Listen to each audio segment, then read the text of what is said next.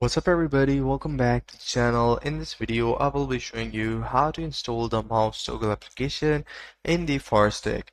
For that the process is very simple, so make sure that you follow the video till the end to get to know about it. So first thing first, make sure that you have a USB device and a PC, and if you don't have a PC it's okay. You can simply download the application APK file in your Firestick. So for that the process is very simple. Go to your browser and search mouse toggle apk, and once you have go to the apk file and download the apk file in the USB drive. So once you have done that, what you have to do is to go to the Firestick setting and enable developers option by clicking my Fire TV apps from unknown sources. So make sure that you toggle this option on, otherwise you won't be able to install the application using the APK file.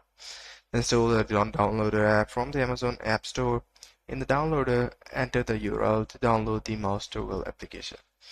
So if you don't have to do this process, their alternative is simply install the APK file in the USB that I had told you earlier and simply plug it in your PC.